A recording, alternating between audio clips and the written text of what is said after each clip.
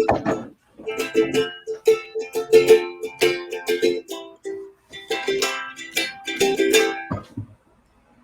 to the Community Hotline, a place where everyday community members are heard and they can share their personal experiences with the youth. Today we have the amazing Nick on the stage. Hey Nick, why don't you introduce yourself? Give us a quick intro. My name's Nick. I live in Canada. Bob and I met not too long ago. We remained friends. I hired Bob to do some photography for me. He did some good work, taught me a lot about photography, and yeah, we've stayed in touch ever since. Love it, love it. Let's start with a quick game. Tell us 2 truths, 1 lie. 2 truths, 1 lie. This is a good one. I never know what to say for the lie. Okay. Give me a sec. Let me think of one. I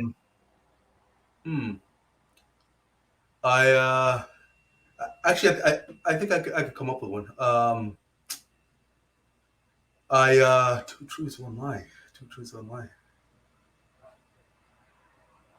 Putting you on the spot over here. Yeah, I never know what to say for these. Okay. I love candles. I could smell 100 candles. I find that very enjoyable. I like fragrances. I like to. I have a cat. I take good care of my cat. My cat's name's Felix. So the second one is my cat. I love animals, and my cat's my favorite. I enjoy outdoor activities. I love snowboarding. I love skiing. I like hiking, things of this nature. So the first one was what was the first one? The scented candles. Felix. Second one was Felix the cat, and the third one is I'm very outdoorsy and I love outdoor activities. That's tough. Do you not have a cat? Yeah.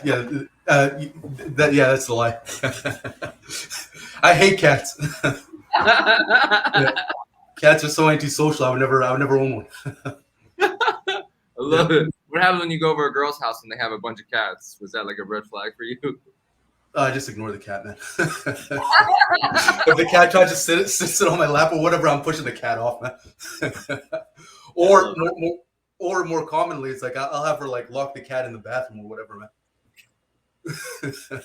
I don't like them. They're licking themselves and stuff, right? It's just, yeah, I really don't like cats. It makes sense. I'm more of a dog person myself. All right, let's get into the first question of the day. It's gonna be super deep. Are you ready? Yeah, sure. Okay, here we go. What are the top 3 defining moments in your life, and how did they impact you? Top 3 defining moments would be the first one. Breaking a fitness plateau. So fitness was something that at one point I still feel like very strongly about fitness. I love working out. I like I have a home gym in my house here, but breaking a personal a goal, I set out to lift X amount of weight and to build myself up physically to look a certain way. One time I was very, very hardcore into that. So that was a defining moment, just apply myself and just the ability to kind of craft my own body. That was a character defining thing.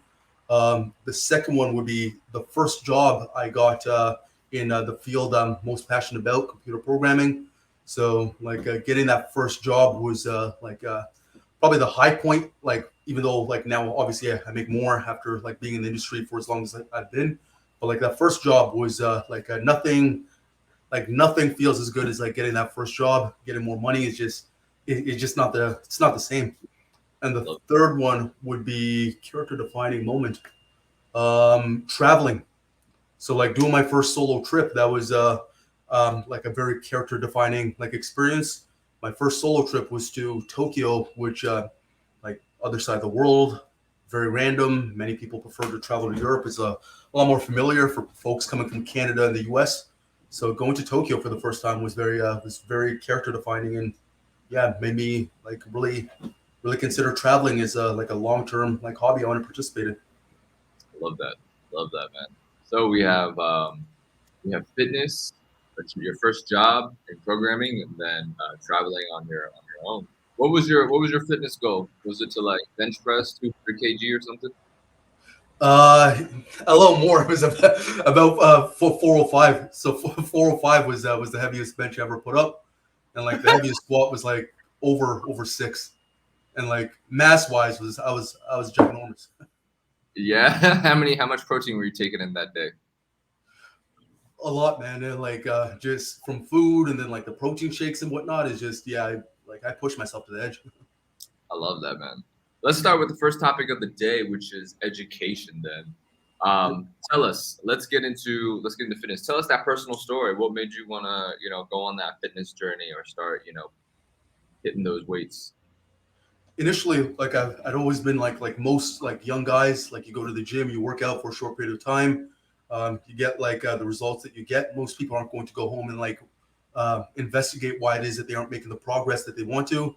It's like for most people, it's like the cycle is just you work out, you look slightly better, you get discouraged, especially when you're younger, you step away, but you never actually like learn how to work out, learn how to actually like grow yourself. So like I remember like walking to the gym and then deciding one day that I wasn't going to wasn't going to stop. I was going to continue, and then like from that point on, just researching how to work out, researching how to like lift progressively heavier weight to like cross that like threshold from like benching 315 to 405. Like it's not enough to just go in and actually like just like lift like often. You have to look into the science of like weightlifting and powerlifting. You have to do a little bit of research. You have to like learn some new terms, learn how to supplement better, learn how to eat better, learn how to schedule your programming better. So just getting invested in that was really the first time I'd ever really applied myself to that level to like a hobby, right? So like that was it was character defining because it was like really the first time where I've ever just gone out and just like built it from the ground up, like in the same way like a guy who's into like woodworking would like probably like iterate on like building progressively like better furniture or whatever it is that they want to build. Got it. How old were you when you started this? 15. Okay. And how long did it take you to go from 200 to 400? From 200 to 400, probably like six years. I hit like 400 at like age 21. So like, but like initially I was just kind of working out and like I was getting better, but like the heaviest I ever lifted was like 275, which like I was plateaued at for like from like 19 to like 21. So like what I did was just I just like decided I want to go to the next level, and I just like pushed myself harder and like researched like powerlifting specifically, not just bodybuilding, but like powerlifting to learn how to like lift heavier weight. What's the difference between powerlifting and bodybuilding? It's like the goal in like bodybuilding is like you want to like build your muscles to actually be bigger, but in powerlifting you want to push progressively like heavier weight. So you could have powerlifters that are like very big and like sloppy and like they look kind of fat, but they're very strong just because they've trained themselves to lift the weight. Or you could have a very skinny like guy who goes to the gym and like trains to just lift like heavy weight. But like if you saw him in the street just in public, right? He'd be very unassuming. He wouldn't look like a weightlifter. But like with bodybuilding, it's like you don't have to lift like super heavy weight in order to grow your muscles. You just have to lift with time under tension and eat a certain way in order to get that kind of response. Love that. Tell us, who were you in high school? Who was I in high school? Um, that's a difficult one. I've always felt I was more of a wild card. Okay. Yeah. So like Elaborate. I like got like I got along well with everybody. So like I was friends with the golf kids. I was friends with the athletes. I was friends with like good looking women. I was like I don't know like fairly intelligent. I was like very athletic as well too. So like I had like my hand a little bit on a little bit of everything. So in many ways, like really didn't really fit in any one particular like kind of niche or clique, right? Just because I was so versatile. Love that. How have you? What were some of the biggest changes you've seen from the time you were in high school to now? Um, Initially, like I wanted to belong to like one like everybody wants to like know where they kind of fit in like socially, right? But just more so embracing trying new things, exploring some of the interests I have beyond like some of the more kind of like common conventional things others were doing. So like as I've gotten older, I've learned to embrace like doing things more I want to do. So I if I want to like interact with I don't know person XYZ to do painting or whatever, or if I want to interact with person XYZ in order to do powerlifting, just embracing like all that life has to offer that I want to participate in. So I guess the answer to your question is just embracing just doing whatever I want to do. Do you find that it was more challenging to embrace things when you were younger? Yeah, in high school, like everybody wants to fit neatly into like a specific box. So like I found that when I was in high school, just because I like obviously like if you're trying to fit in between so many different niches, some of these folks aren't going to get along. Some some folks aren't going to embrace some of the interests you have. There's certain folks like you can't talk about like for example my interest in like anime or my interest in like traveling to Japan, right? Some folks may not want to hear about that kind of stuff. So Mm, like at the time, just I compartmentalized my interactions with everybody, but like now, so more so now, I've learned to kind of embrace all my interests and like just find like-minded people and just don't mind as much what people have to say. I love that. Did you go to a public school or a private school growing up? Public school. So initially, I grew up in Ottawa here. There's a small city called Rockland, and that school is about 50,000 people. No, not 50,000, about 500 people, 500 people. And like, Cool. yeah, the city was 50,000 people, but the school was 500. So Okay. like for like primary school and like up to like grade 10, I went to to the school out there, 500 people. Then like for the last 2 years of high school, I went to a bigger school, St. Peter's High School, that had 2,000 people. So like all those issues before became a lot more pronounced when you had more kind of defined cliques in a larger school, right? Yeah. Interesting. How would you got any advice on kids in high school now on how to navigate the different cliques and how to survive high school? Yeah, my advice to kids out there would be to embrace yourself. So don't focus so much on like fitting a given niche. Don't focus so much on fitting in with a particular group of friends. Be open minded. Be willing to like interact with people who you may not think well, who you may have some preconceived notion about. So just yeah, just be open minded. Be willing to interact with whomever, and don't put yourself in a box. Got it. What about the kids who don't want to go to college? You think that's important? I think in the information era, even if you don't want to go to college for I don't know something to do with math, like a STEM discipline, science, technology, engineering, and math, then whatever your passion is, there is vocational training for whatever it is that you're interested in. So I understand that like some kids may not want to go to university, some kids may not want to go to college, but I would encourage all kids to pursue vocational training in whatever it is that they want to do.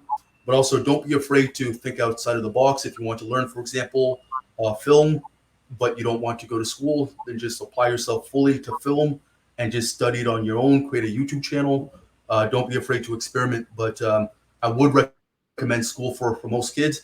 But if you're like if you really if you could really trust yourself to apply yourself in whatever craft it is that you want to pursue, then yeah, I would just apply my. I would recommend that they apply themselves, and then if they want to go further, then invest in vocational training. That's always a plus. Got it. And for your programming, did you go to school for that, or did you learn that on your own? No, I was a criminology major at the University of Windsor here in Canada. So halfway through my academic career at the Windsor, I started experiencing actually this weird spasm around here, just from I was eating so much, doing the powerlifting thing, and part of powerlifting is just if you got to go up a weight class, then you got to kind of force feed yourself. Then that spasm, like when I would work out, would create so my heart would be beating fast, but then like that spasm of my esophagus. So your esophagus is the tube going into your stomach, would be spasming if I got any stomach acid. So obviously when you work out, stomach acid goes into your esophagus, then it spasms. So if your heart's beating and you're having that spasm, it gave me the sensation of having an arrhythmia. So after experiencing that, I stopped going to the gym for like a good like a year and a half. Oh, wow. And while I wasn't going to the gym, that's when I really like I went from just having Linux on my PC to really like programming for like 10 hours a day, just watching YouTube videos, programming. At one point, I would just program, hop in the shower every 3 hours, think in the shower whenever I was stumped on a problem, come out, program some more, hop in the shower. I'd end up taking 3, 4 showers a day. I love that. I love that. Any technology tips, for the kids out there? How do you hack into the CIA? Oh, how do you hack into the CIA? We can talk about that after the show.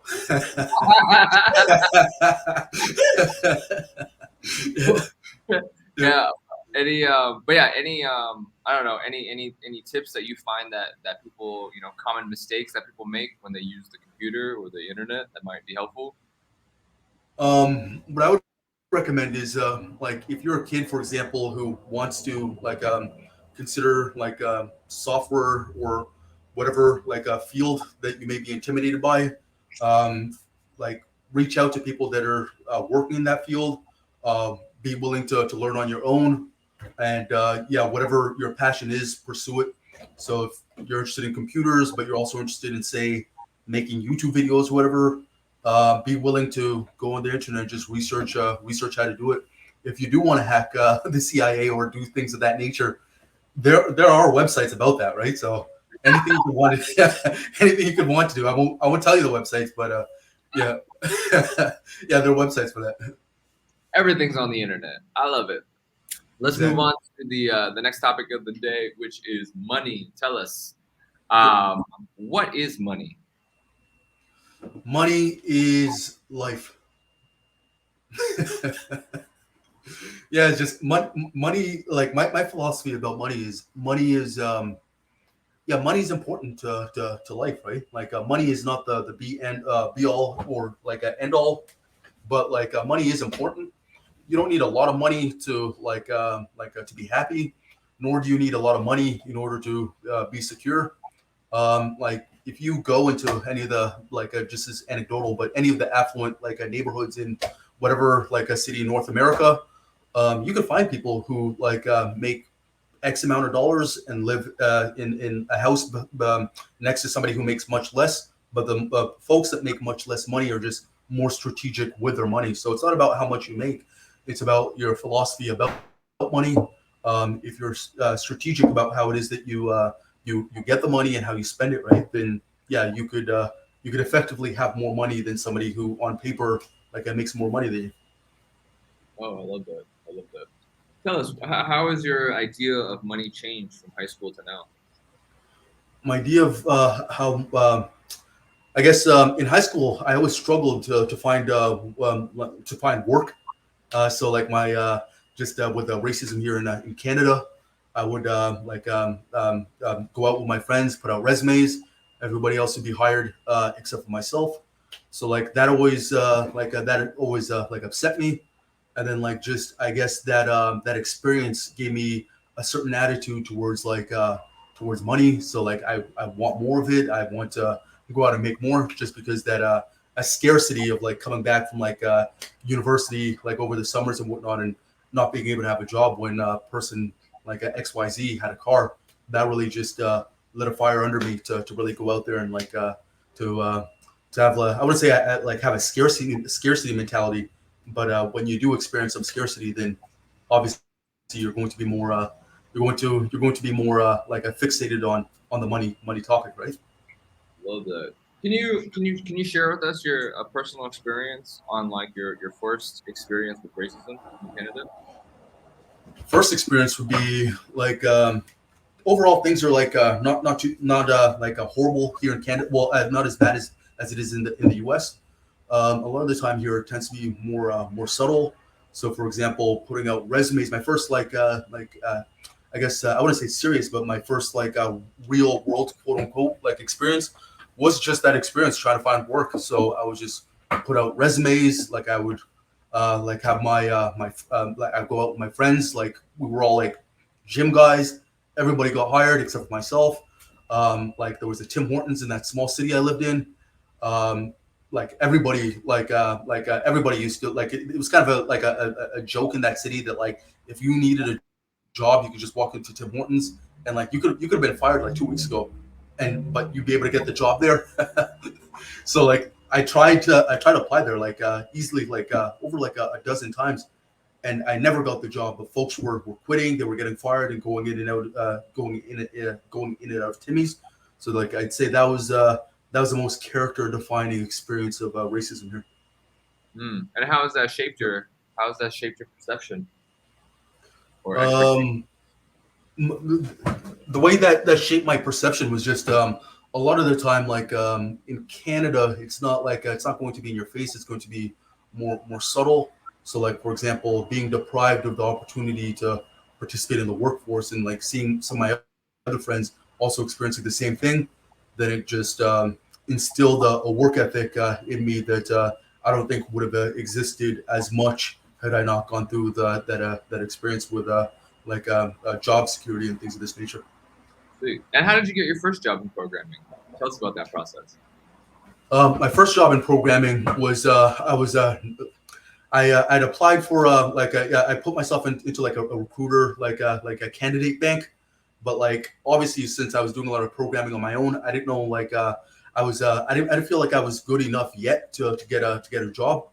And then I was trying to find work outside of programming because I didn't want to deal with the letdown of like the field I actually do want to enter, like getting rejected there. So after getting rejected from every other job, like even being like a tester, I put myself in the candidate bank, and like in Canada, there's a big demand for programmers. So a company called In Touch Insights, well, I guess talked to the recruiter, brought me out, and then I did very well on the technical interview. And I didn't know what to expect because I wasn't grooming myself for years in university to work in this field, right? And then after getting that first job, I never looked back. I kind of just ran with it. I love it. What are some what are some things people can expect in a programming job, like their first programming job? What would you have told yourself back then to like prepare for? I guess programming is half an art, half a science. So I would recommend anybody who's interested in pursuing programming, or I guess this is advice for any field, but like to research what it is that you actually need in that field. So like if you go on the internet, you can find a map to whatever to being a photographer or whatever, like a skills map. And if you could locate these skills map, and then you could talk to people also in the industry, then you'll have a good idea of where to focus the majority of your attention, right? So like if you're looking at photography, or if you're looking at video making, it's very easy to be intimidated and go on all these tangents and think you're getting better at whatever your craft is. But like if you research what it is that you need exactly, then it's a lot easier to advance in whatever skill. Got it. If you don't mind sharing us, since it's your first job so long ago, what was the first salary in the first programming job that you got? First salary was 70K Canadian. Great. Yep.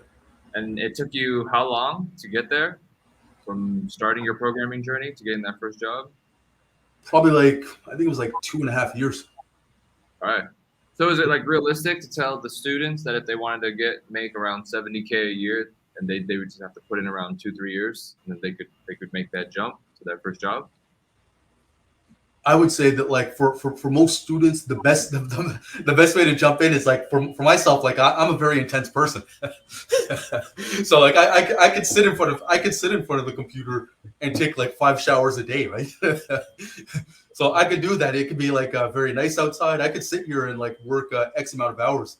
But the best advice I would give is just, there's so many of these coding camps, and the demand is so high that I think for most people, it would be better to at least do the camp first, and then just get a certificate in like whatever camp. Go to what Coursera has them, Udemy has one, and just get a lot of those like low hanging certificates.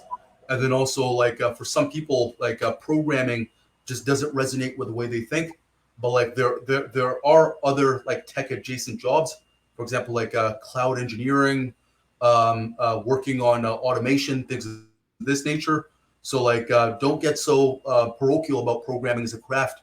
Just explore some of the other jobs related to the field. Like there's a lot of automation going out there, going on out here, and like yeah, like within like every like programming company, they're like there's so many different things you could be doing. You could be like doing project management specifically for tech companies. You could be a tester, so QA person. You could be a programmer. You could be somebody who does business and business analysis. You could be a product owner. So many of these things like pay nearly as well. Some of them pay more because these are like executive class jobs that pay more than programming. So if programming doesn't resonate with the way you think, then like maybe explore some of the other jobs that pay just as much, but maybe more conducive to the skill sets that like that you have or that you want to develop.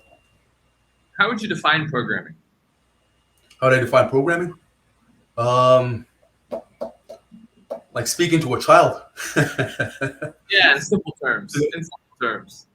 Oh, the way I would describe programming is just programming is like talking to the machine. So like I think that's the best way to describe it.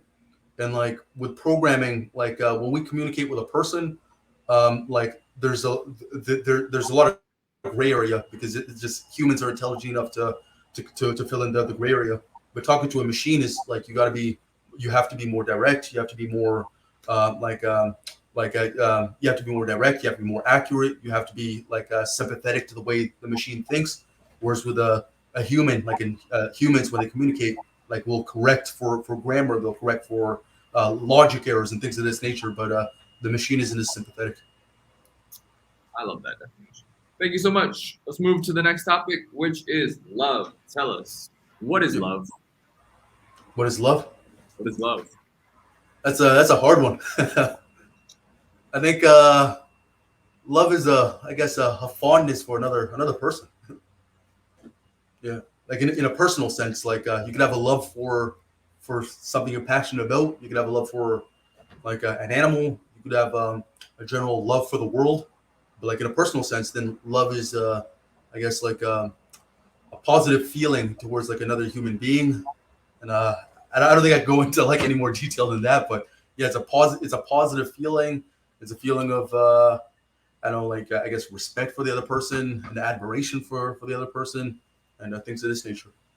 Got it. Got it. What would you a lot of people they struggle to communicate sometimes with people that love them the most, such as their Yep. parents.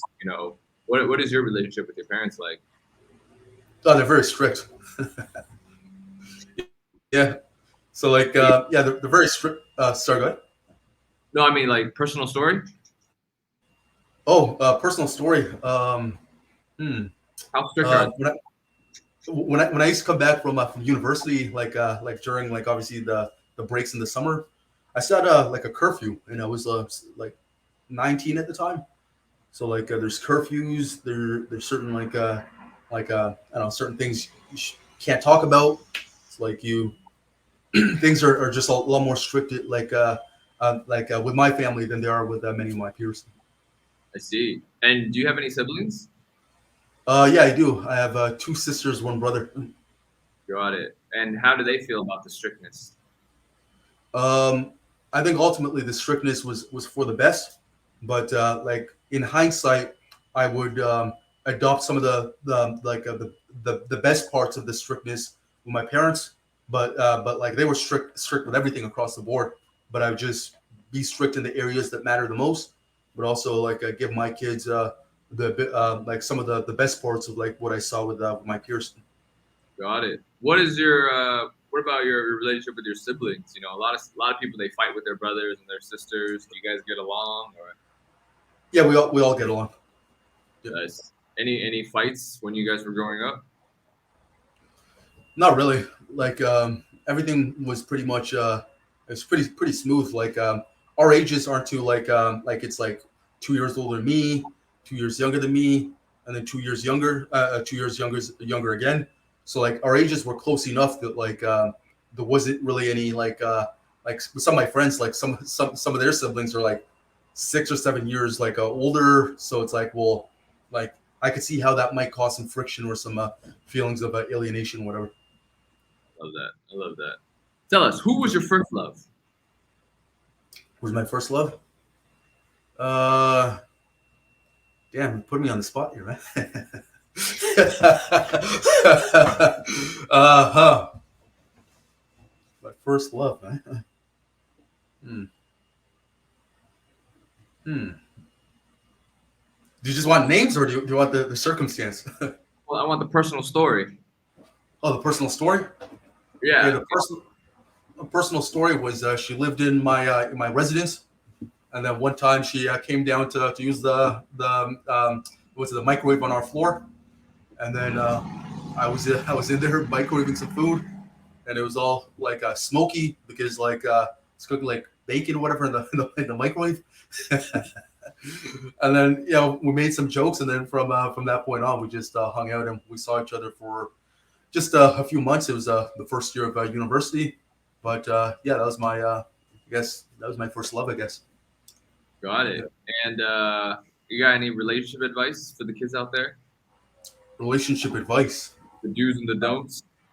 do's and don'ts. That's an interesting one. I guess don't go down the path of how old is the audience? They're around like 13 to 16. 13, 16.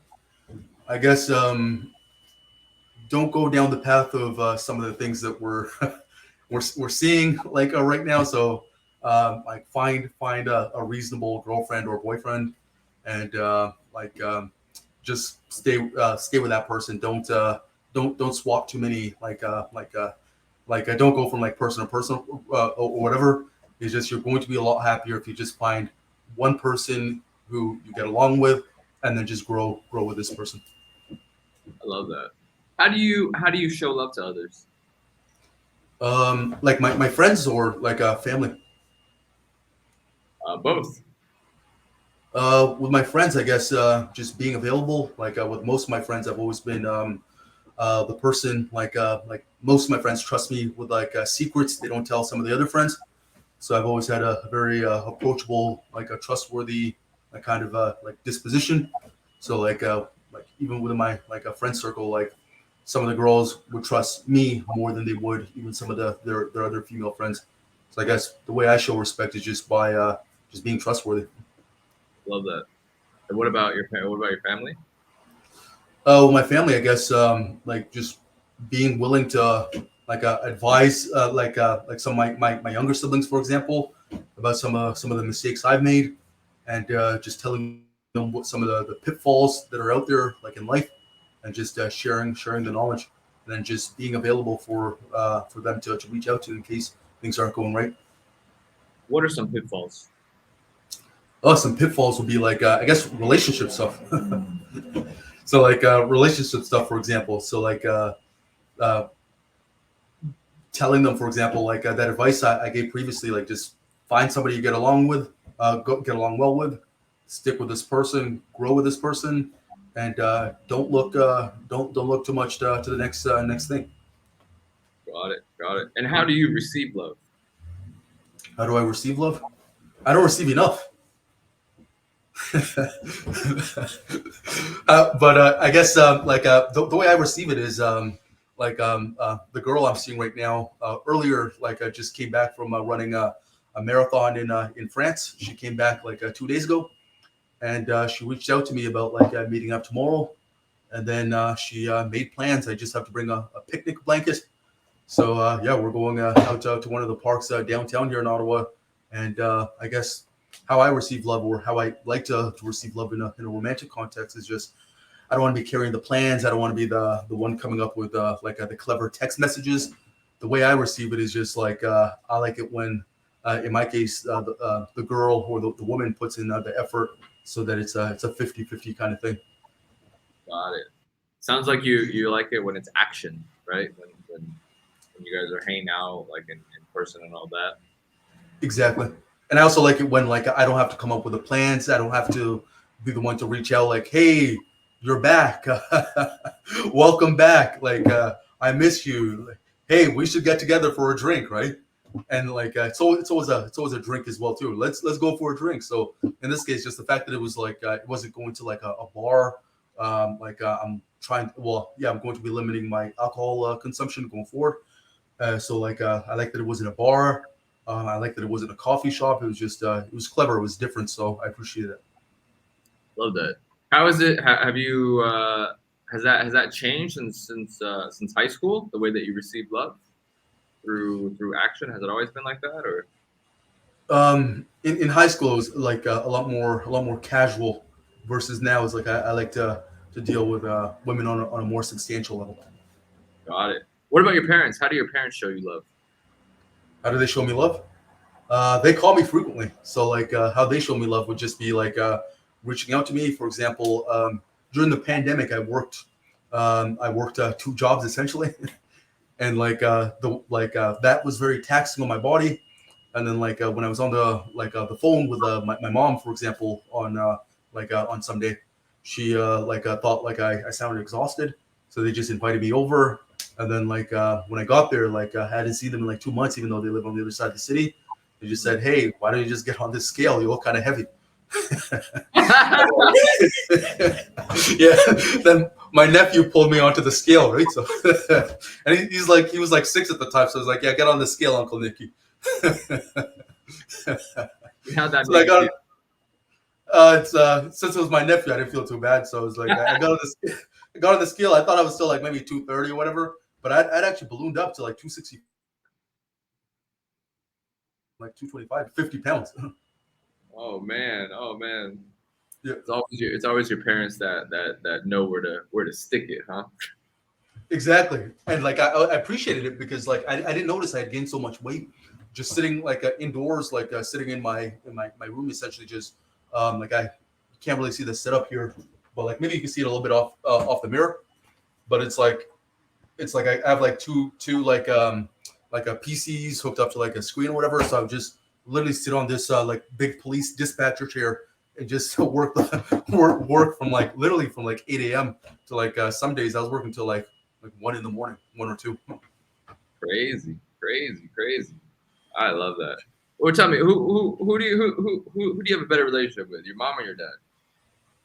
Probably my mom. Okay. What's your relationship with your dad like? He's very strict. So like most of the time, if we talk, like we're talking like more kind of serious things, like finance or like politics or investment or things of this nature. Whereas like most people's moms, like with your mother, you can talk about more like relaxing kind of topics and like yeah, well not relaxing, but more I guess I would say less tangible, but less serious, less like imperative, like things you have to do. You just kind of just talk in in a less formal way. Got it. Is there a reason why your dad's so strict? Was he in the military, or was he brought up super strict, or? Cultural, strictly cultural. So I'm not sure is it the same for you as well too? Yeah, pretty much. I mean, my dad's I think he comes from like a very communist era where it's just like he does not talk. He's Yeah, more like action over words. It's like he doesn't want to hear anything. He's just like, just show me, that type of person. exactly. He's probably more likely to talk about like do XYZ. I'm doing XYZ. I did this right, Right. versus like you like yeah you can't really talk in the same way you can with your mom, right? So yeah. Absolutely. All right. Well, to kind of wrap it up, what are the top three pieces of life advice you have for the youth? Top three piece of advice I would give is don't count yourself out. So like if you're passionate about like an interest like in today's day and age, you could go out there and just learn how to to do whatever on the internet. So I would encourage young kids to believe in themselves, whatever it is that they think they could do. So for example, if you love soccer, you can go on the internet, pick up some drills, whatever. But don't put yourself in the box that you necessarily have to be a soccer player. Even you could be making soccer related content on YouTube. You could be going to school to be like a physiotherapist and then specialize in soccer players. You could be going to school to learn sports management. Just think outside the box. If you have a passion, explore it, and don't explore it in a minimized kind of way. Really look outside of the box to see where you can fit in with whatever interests you have. The second one would be to embrace all of your interests. So don't be too preoccupied with what other people define as cool or a hip or things you need to do in order to stay within the clique. So be willing to go outside the box, whether it's traveling to places other people aren't going, socializing with people that are outside of your clique, um, um, going out there and participating in activities that may not be things your friends are into. Think as an individual. So go out there and do your thing. And the last one would be learn how to network, learn how to foster relationships. So we live in a day and age. For example, Bob and I are friends, and Bob lives in Malaysia, and I live in Ottawa, Canada. But it's a lot more common now for folks to befriend others in any part of the world. So you could befriend people on your trips. You could meet somebody at the hostel. You can meet somebody even playing video games. I've seen YouTube content creators who they've never been in the same physical room, but they get on the live stream and they'll talk to each other. They'll coordinate with each other. They'll make business plans with one another. They'll critique each other's content and things of this nature. So think outside the box would be the first one. The second one would be don't what was the second one? The first one was think outside the box. What was the second? Don't worry about being in that friend group. Exactly. Don't worry about being in the friend group. And the last one was just did I now that take it?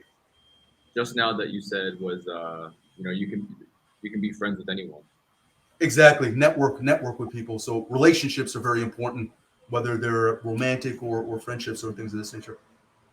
I love that. I love that. Thank you so much for joining us today, Nick. Where can people find you? People can find me on Instagram. So my Instagram handle is Nickodumo. So it's Nickodumo. Perfect. Got it. And that's on the screen right now. Yep. Other than that, before I forget, if you guys are based in North America and you are going through any suicidal thoughts, depression, and you need someone to talk to, feel free to text home to 741-741. That is a national hotline. 24 hours a day, 365. So we'll be there to answer your call. And all I ask is that if you're feeling generous, that you do consider supporting the community hotline. Anyways, thank you guys for joining us today, and we'll catch you on the next episode.